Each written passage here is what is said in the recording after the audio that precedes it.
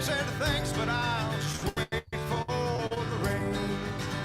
Oh, after the rain, when the clouds roll away, when my skin is soaked through with water, when my legs can't hold the weight, when I'm waiting for my fate, I'll be new again after the rain.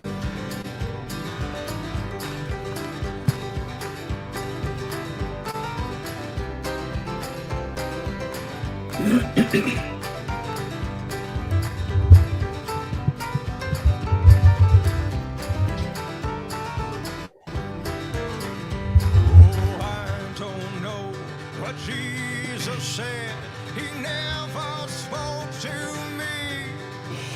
But I thank the sky above for pouring down her holy love to save a wretch like me. Oh, after the rain, when the clouds roll away, when my skin is soaked through with water. You growing a beard?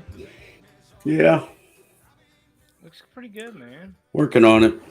Yeah. I'm gonna turn around and shave it off pretty quick here, but Oh yeah. Oh yeah. I can't. So let me take my headphones out and I want to play something on the website. Let me share my screen. Share my screen. Bow, bow, bow, bow, bow, bow. So, we're going to talk to Jeff Finlayson from the Blackhearts tomorrow night. And as part of this, Justin Watt, this guy was part of his platoon. And he's the guy that kind of broke it. He's the guy that is the one that said, "Hey, something's going on here," and he kind of tells that story. So, how about let's watch that and just as an intro. So here we go. Let's watch. The reality is that's not going to happen. It didn't happen last time, and it's probably not going to happen this time. And then I deployed, and that was like a profound experience. And finally, I got into sector, and it didn't disappoint. And like we were in contact right away. It was like, welcome to Iraq. You know what I mean? Like, enjoy your stay. Like, this is how it's going to be all year. And then we started losing guys, and we lost like a lot of guys, a lot of leadership. And it got to a point where I think people just kind of lost it. And I found out that members of my squad had essentially raped and murdered this family. That was a messed up day. We were just sitting there in the tent talking, and I was just like, just in awe. Because like, I mean, you're talking about at this point too, like, I mean, we'd lost so many guys that it was just like, the last funeral I went to, I couldn't even cry anymore. And, you're just like,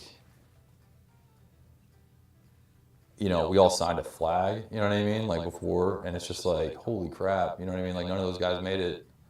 Like it's just us now, Like, I mean, and that's what it was like. That's what that moment was like with Uribe. It was just like, in a million years, like, would you have ever thought that we would have gone through this? That you and I would be sitting here as one of however many survivors of this platoon. Like, this is just unreal, And I think I said something to that effect. And then Uribe was like, yeah, this is messed up, man. He's like, you remember that family? That family that got murdered?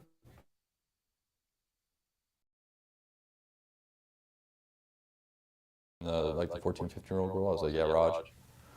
He's like, that was us, man. I'm sorry? And he was just like, yeah, that was Green. Green did that.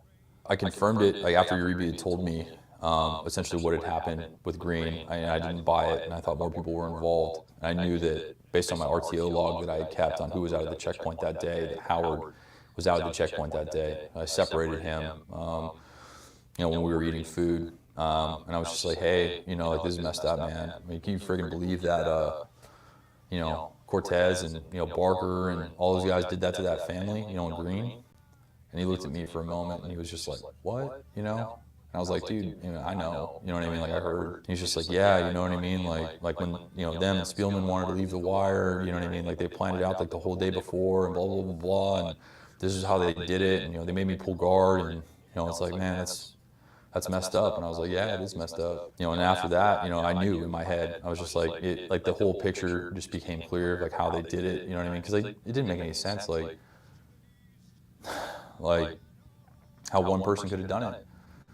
And they all could have done it. You know what I mean? Like everything was playing back to me how Cortez requested those people specifically, you know, to be with him at that checkpoint. It was like all the morally bankrupt people. And it just seemed like, yeah, this was planned. And I believe it. Isn't that wild, man? Absolutely crazy. Isn't that wild? So, he was like the first guy that kind of broke the story, and was able to put it together. Well, actually, he was the first. Uribe, um, has something to do with the cover up. He really he's not clean about it all, and so it's an interesting kind of thing what happened and how it went down. We're going to be talking with Jeff tomorrow night, and so uh, man, gosh, and so Jeff Finlayson is going to be a guest on here tomorrow night, and he was the platoon sergeant for this platoon. He was brought in kind of as a savior for the platoon, and he got there only 3 weeks prior to this atrocity, and he hadn't even been to the place where they were stationed at yet. It was like the night he got there, everything burned down, and so he had trouble making rounds and doing anything at all, and it was just a mess. What so the one over the world here is that a squad in an infantry company in the 101st, the 502nd, the Blackheart Battalion, because back in the day they put these black hearts on their helmets. They they had a squad that went rogue and like raped a 14-year-old girl and killed her. It was their little sister or little brother, 6-year-old. 6-year-old, and mom and dad, and then burned the daughters, burned the girl's body, and tried to burn the house down. And they didn't get caught except for when Watt turned them in and talked to Finlayson and others, and it was we're going to get to talk to the platoon sergeant tomorrow night. Have you read the whole book? With the book Blackhearts? If you're not familiar with it, Jim Frederick, who has since passed away, bless his soul, wrote a book about one platoon's descent into madness in Iraq's Triangle of Death, and it is an account of this platoon, and it is absolutely crazy. And what was your thought about it, Joe? Well, to answer your first question, I'm probably about 60 pages shy of finishing it. So I was trying to figure it out myself who finally gave up because I thought it was going to be Green. I thought Green was just he was going so crazy and he just couldn't contain himself. He was running around admitting that he did it, and people just didn't believe him at that point. So, uh, yeah, I've got about an hour left. That's So cool. you're That's messing cool. up. You're messing up the end of my book here. Oh, really? So, hey, take that microphone and put it on the table or put it down somewhere. Is it There you go. making noise? Yeah, and How's that? that's better. That's Okay, better. sorry. And so, yeah. So, what one of the interesting things about this whole thing is how remote they were fighting, right? They were overtasked, in squad or smaller size elements.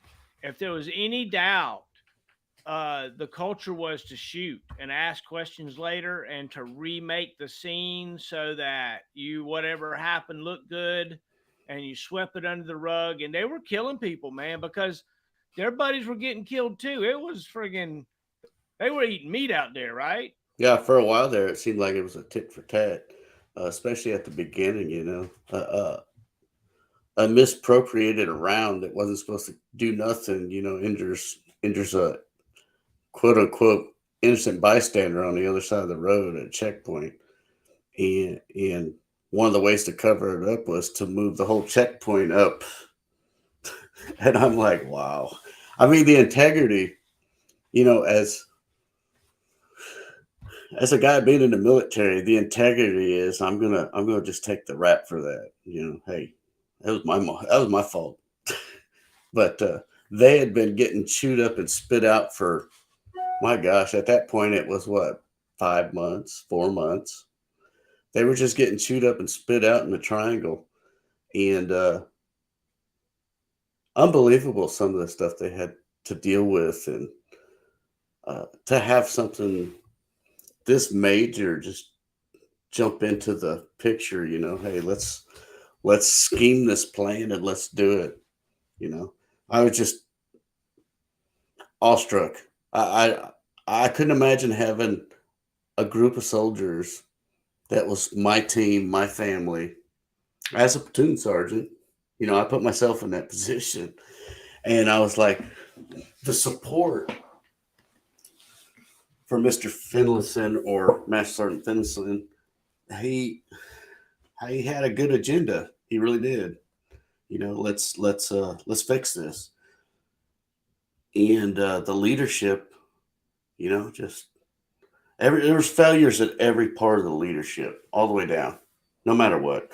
And when Jeff came into it is Jeff Finlayson, when he came into this, he came in to a soup sandwich already. Like he had no idea. And he didn't. He did like most people do when you integrate into a new unit. You kind of stand back for a month and kind of just observe what's going on and seeing how everything's operating, and what can you add, to the fight, what kind of ideas. And there was a lot of bumping heads between those platoon sergeants as well.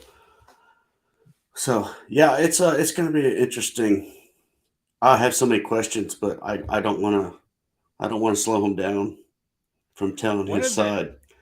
one of the interesting things was Green, right? So Ah, Green at every level, from the battalion commander on down, mental health, all of them, everybody. um, prior to the event, after the event, all of it, everybody knew that he was in crisis. It was Oh yeah, obvious yeah. that he was not well, and his best buddy had gotten killed, and he would just as soon see everybody that didn't look exactly like him and wear his exact uniform.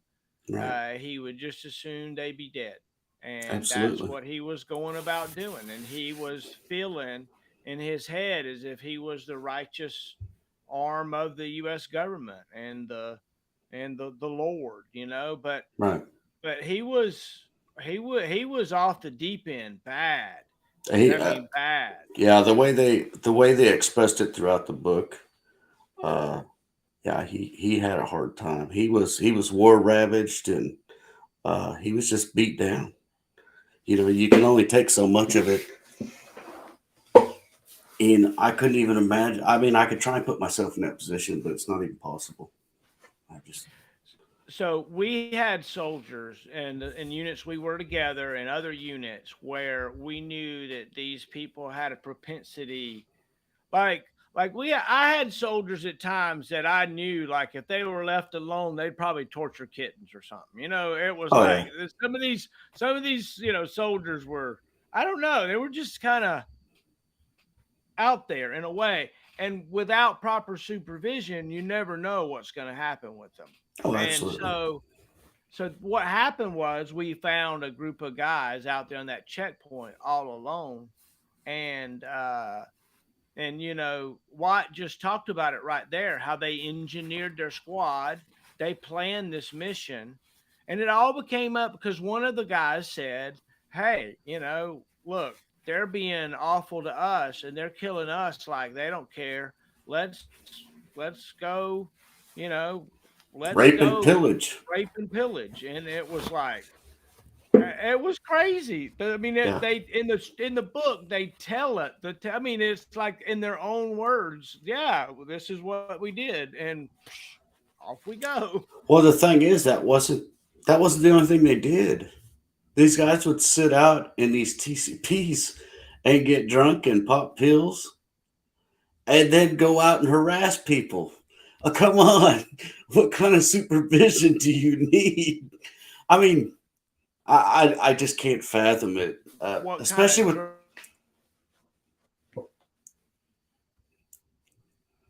they were somebody was providing them some kind of pills and some kind of something. oh, yeah, they were saying that it wasn't hard to find the drugs. They Right, said right. a lot of the Hajis, that's what the book says, and the what is it, the AS ones? No, I can't remember exactly who they are, but not off the top of my head. But yeah, they supplied a lot of that. They supplied the whiskey, the Iraqi soldiers. So they were all benders. They were all Yeah, out just running around in the triangle, just making havoc. You just got to read it. Man, it's just a crazy. I mean, it's I'm a going to good probably book, read it right? again. Yeah, Yeah, yeah. because the first time is like you just in awe, like what am I reading? And the second time, I want to go through and start trying to draw the failures out. Where all this came from, because it was all the way up to higher echelon, everything. So everybody knew something was going on there. Hmm. All One right, platoon. so let's switch gears a little bit. Let's talk about look, in a What way discussion are we talking about? Are we talking today's about today's biblical studies? yeah, Oh my goodness. today's Bible study was it was fun, but in a way it was kind of painful. It was like Josie and I should have cut it off way before we Oh did. yeah. I don't know where you guys are going with that. I guess uh, next time my prayers will have to be for civil uh, understands well, understanding and we weren't oh no, we you weren't guys weren't destroying each other. But it it was was definitely a difference of opinion and thoughts, and you guys need to bring that back together. And I love you both. that was awesome. That was awesome. So, Josie, I love you, and I agree. It was fun, and but we do a Bible study on Monday mornings, 9 o'clock Central. Yeah, I think Um, we're at Genesis 2 still. yeah, yeah, We yeah. didn't get very far through Genesis 2, which I was kind of looking forward to doing today, but uh, we'll get there. We may have to start having it like twice a week I think so. because we're Uh, going way too slow. why? How fast do you think we need to go? Again, it's not about the Bible; it's No, about the no, it's not. discussions we have. Yeah, but at the same time, if we want to continue through these stages, we could be doing this for the next 6 years. What would be better to do? Oh, I'm not saying anything's bad. There you go. You know, I enjoy it all actually. Yeah.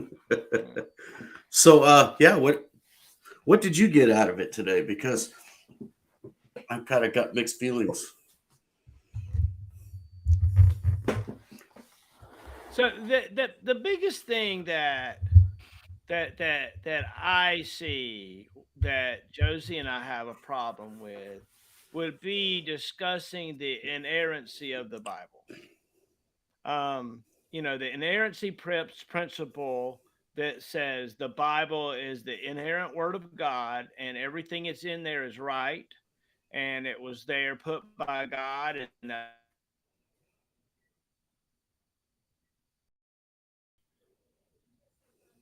wrote it. What in what tense is it written? Does it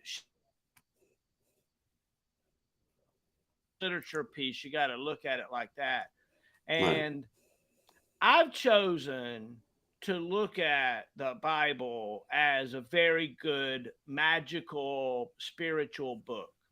And it's on the same level as the Quran. It's on the same level as the books in Confucia and all that kind of good stuff. It is a wonderful book. And I think that the Bible, the part of the Bible that I'm interested in, are the things that are very universal, like the creation story in Genesis, Proverbs, and Psalms, the New Testament teachings of David. I'm sorry, the New Testament teachings of Jesus. Those are the things that I think that we should focus on, or I try to focus on as I'm looking at my spirituality. Um, Jesus and his acts and principles and the things that he talks about sounds to me like a Buddhist and those kinds of principles. And over time, I've decided that one, spirituality is very individual. So I can simply share my spirituality and it's okay.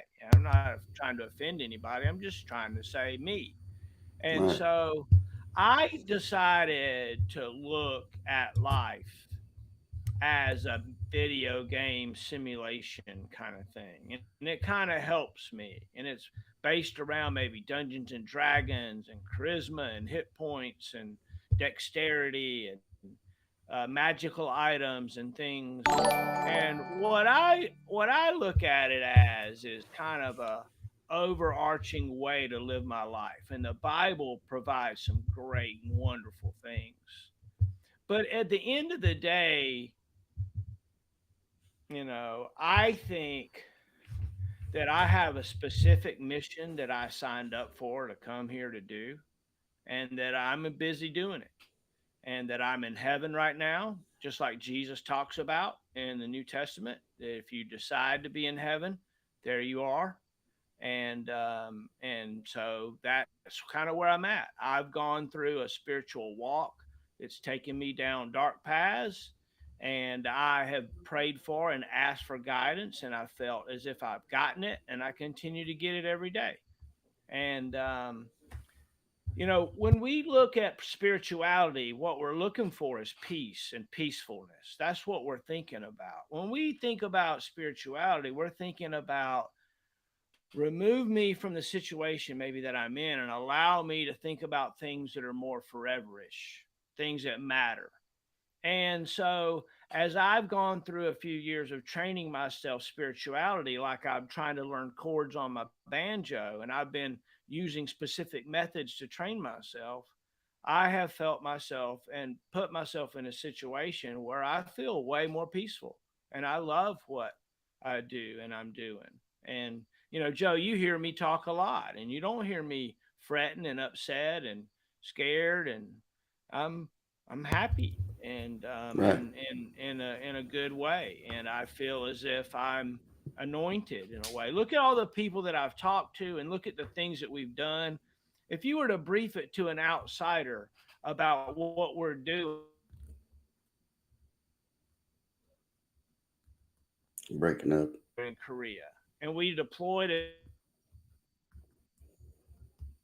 I look back on that time as if I was in heaven. Do you feel the same way? It was heaven back then. We didn't realize it, but we were in heaven. Uh, no, I didn't look at it that way. I just looked at it as we were a well-oiled machine. We were prepared, and we went out and did our job. I look at my past in every way and I think back on it and I go, I was in heaven. No doubt. It was wonderful. At no point do I feel ever as if I was in hell. I believe as if we've signed up for things in advance. And and we're just going through it. And our main thing is to give out those miracles like we talked to this morning, open those doors, and to be loving to others. And you're good at it. You do that stuff already.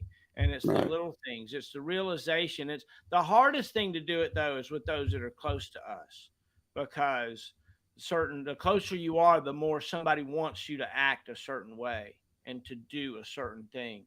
And we have to, be careful about that, obviously. But I think that if we just, Jesus was not preaching about what happens when you die at all. That's not what Jesus was talking about. Jesus said, "No, no, no, no. Follow me today, and I'll show you." And then the government killed him. But he said, "I'll come back in 3 days after I'm dead." And he did, and he showed it. And then then he left. He's gone. His miracles are still there, though. We can still do his miracles. And he showed us how to do them. And we just have to do it. But if we're just sitting around waiting for Jesus to come back and save us, he's already done that. That iteration's over. He did it already, you know. Um, the revelation of the book that was written by John, that's an acid trip that John took, and wrote about the streets of gold and everything, and it's wonderful, and I love it, and I agree with it. And there's parts that it describes about heaven that I've been to, and I agree with. I totally understand his translation now that I've had my near death experience and made the choice to come back, you know. Hmm. So Interesting. Yeah, we'll right. definitely have to touch on that one of these days. Yeah, yeah. That's an interesting way to look at it. No, yeah. I can't stop you from believing the way you want to believe and thinking the way you want to think. Everybody has opinions, right? That's why I wasn't mad at either one of you. I mean, I figured you guys would duke it out and be over with. And you guys finished her up pretty good. So next time I'll just be the referee. I'll have to break it up and say, hey, let's get back on Genesis 2. Sounds good. Sounds good. No, it was fun. I always love seeing you guys first thing in the morning, so it was fun. All right. Well, that's it, everybody. Good night. We're gonna get ready for tomorrow night with Jeff Finlayson and What and this time is that? 7 o'clock Eastern time, right? no Well, 8 it's Eastern, 8 7 Eastern, 7 Central. Central. There you go. Yeah, buddy. That's going to be a good one. Yeah. Ben Bostic after the rain.